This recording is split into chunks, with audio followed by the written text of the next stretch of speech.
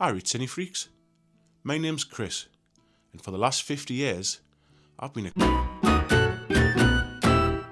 Every week in 2026, I'll be sharing my personal top 10 canny good films that were released from every year of my life. So 76, then 77, 78, and so on and so forth. You get the idea.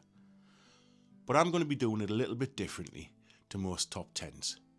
Mine's going to be a Guess the Film quiz. Oh yeah!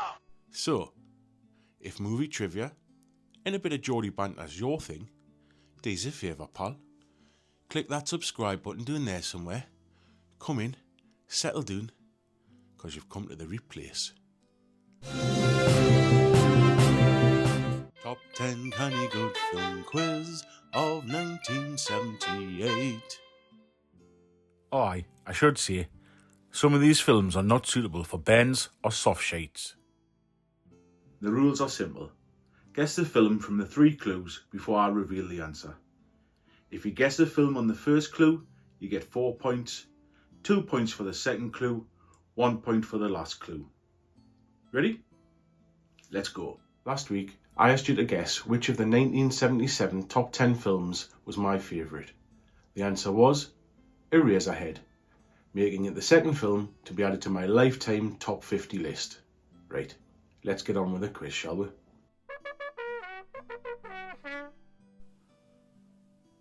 This film was born in Italy in 1978, moved to America in 1979, but didn't arrive in the UK until 1980. The entire film was shot at night at the Monroeville Mall in Pennsylvania. All the cast and crew had to get out of the building every morning before the shoppers arrived. The tagline for this film is, "When there's no more room in hell, the dead will walk the earth." Were you able to work this one out? It was, of course, Dawn of the Dead, only available to stream currently on Prime Video with a subscription, so this one is going on my list. You just made the list! Oh God, I got rats in here! That was actually an unscripted line, shouted at the director because of the conditions, but he liked it, so he kept it in the film. The actor John Cazale had lung cancer while filming this film. All his scenes were shot first, however, unfortunately, he passed away before the film's release. Composed by Stanley Myers and performed on guitar by John Williams, Cine Freaks everywhere, I give you Cavatina. Unfortunately, that's all I'm allowed to play, but you can get it on CD from most good charity shops. The film, if you didn't know, was The Deer Hunter. Unfortunately not available to stream for free anywhere that I could find. However, I got this on DVD for 2 shilling. Yep, 10 pence. 10 for a quid on DVDs. Saving a classic film from landfill. The lead actor's agent at the time begged them not to take this role, saying it would be a career killer. He ignored them, and it went on to be the second highest grossing film at the box office of 1978. Staying with the money clue on this one, this film was the first film ever to exceed $10 million box office take-ins in its opening weekend. This script was originally intended for Burt Reynolds, but it was given to the lead actor by his secretary, who thought he could maybe pass it on to Burt. Was that one a little bit trickier? It was, of course, Every Which Way But Loose, starring Clint Eastwood and a orangutan called Clyde. Now, it's not available to stream anywhere for free that I could find, but I managed to pick it up on DVD along with its sequel for a whole £1. Yep, last of the big spenders, me.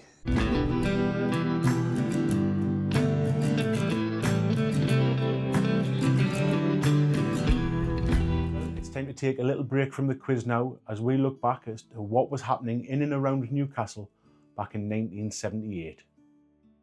The place to be seen, the most lavish night spot in the whole country, boasting 3 new dance floors, superb new restaurants, the most fantastic lights and sounds in the UK. The Tuxedo Junction nightclub opened its doors for the first time in 1978. The nightclub boasted red telephones on each of the tables, so if you were out with your friends at table 1 and you saw someone you liked at table 4, you could pick up the phone, ring them and ask if they wanted to dance. Eh? That's DM's 70s style. Well, thousands of Americans watched The Man of Steel. Thousands of Geordies, we watched The Ship of Steel as the Invincible-class warship HMS Illustrious launched from the Swan Hunters shipyards in Wallsend. Geordie film geeks were celebrating in 1978 when the first VHS recorders hit the high street. Mind, they wanted 600 quid for them at the time. No wonder so many people rented them from radio rentals. If you're going to do into the tune today, you better watch where you step. Newcastle City Centre was undergoing some major construction work this year as the Monument Metro lines and station were being built right underneath the city streets. Right, enough of that. Let's get back to the quiz. The funeral scene in this film used real footage from the lead actor's actual funeral after he sadly passed away before filming had completed on this film. The co-star of this film, Colleen Camp, also starred in a 1977 film of a similar name. This film features one of the most famous fights in cinema history. The 5'7" lead star goes up against a 7'2" basketball legend, Kareem Abdul-Jabbar. The film, of course, was Game of Death. Colleen Camp's 1977 film of a similar name was called Death Game. Who knew? Anyway, Game of Death is available to stream for free on YouTube with adverts. Due to a zipper malfunction, the female lead in this film had to be sewn into her trousers for the last scene. When the female lead was given the role, the character, who was originally an all-American girl, became the new girl from Down Under. This actor sings on 5 musical numbers in this film. Oh, hello again, John. Well, that was an easy one, wasn't it? Of course, it was Grease, available to stream for free with adverts on ITVX. However, I got this, 5 for £1, so 20 pence, and look what comes with. Not just the DVD, not just the pretty case, the book. All of the song lyrics in order. Grease Lightning, Look at Me, I'm Sandra D, Lousy with Virginity, 20 pence, bargain. Oh, for F's sake. 1978 saw Superman bring surround sound to the masses. It was the first time cinema audiences had ever heard the split surround effect. It's where they could hear the hero flying as if it was behind them. A bizarre heist took place this year at the Grauman's Chinese Theatre, where the concrete handprints and footprints of the Duke, John Wayne, were stolen. Police say the case is afoot. They're looking for any prints, but could do with a hand. Beatles legend George Harrison mortgaged his office and his home this year to raise the £2 million budget needed to cover the filming for Monty Python's Life of Brian. Why? Because he wanted to see the film, that's why. The actor Steve Martin released a novelty song called King Tut this year. It was to mock the commercialisation of the Egyptian pharaoh. Apparently, it was the Baby Shark of 1978.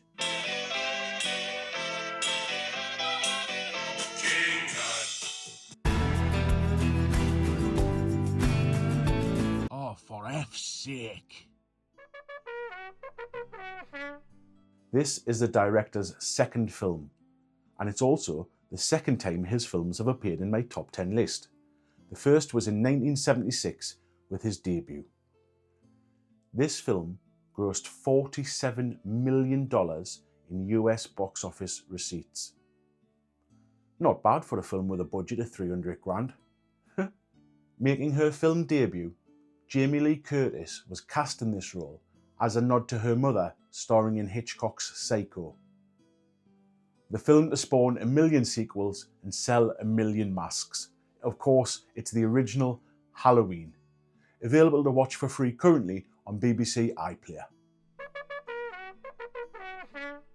The director of the original film appears in this remake as a taxi driver. To create one of the most effective jump scares in cinema history, the sound designer took a pig squeal and a dog's bark mixed them underneath a human shout. We came here from a dying world. We drift through the universe from planet to planet, pushed on by the solar winds. We adapt. We survive. Were you able to guess this one? It was Invasion of the Body Snatchers. Available to stream on Prime Video with a subscription. Otherwise, get yourself down the charity shops, because this one is going on my list. You just made the list!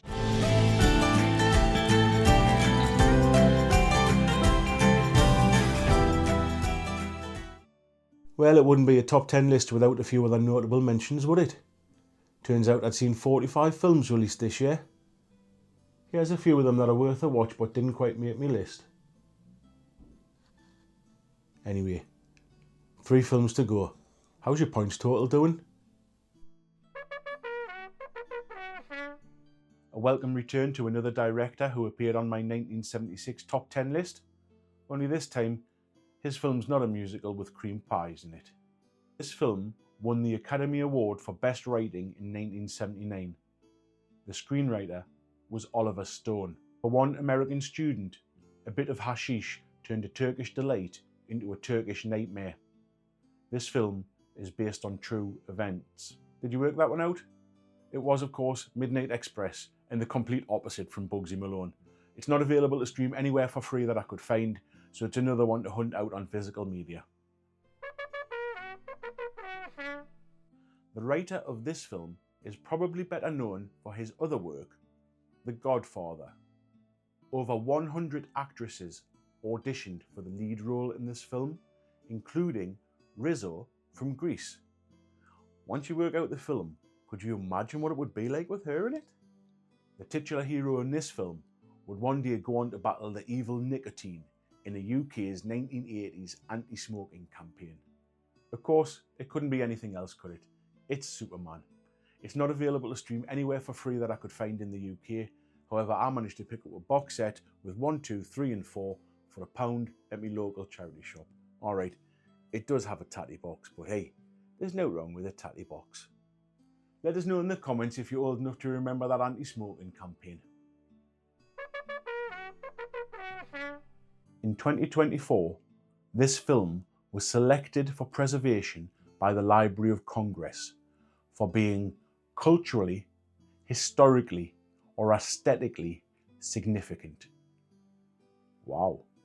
Hey, what was that shit, man? You just did the most acid I've ever seen anybody eat in my life. 80% of this film's dialogue is improvised. This film was banned in South Africa because it thought it might encourage the use of marijuana upon the youth. Kids, don't do drugs. Well, did that last clue help at all? It was the cult classic Up in Smoke. It's not available to stream anywhere for free, so get yourselves down the charity shops, see if you can beat me to it. That's me done with 1978. How well did you do? Was your favourite in my top 10? Let us know in the comments section down below, and while you're there, take a guess as to what my favourite film was, and I'll let you know next week. Till then, Canny.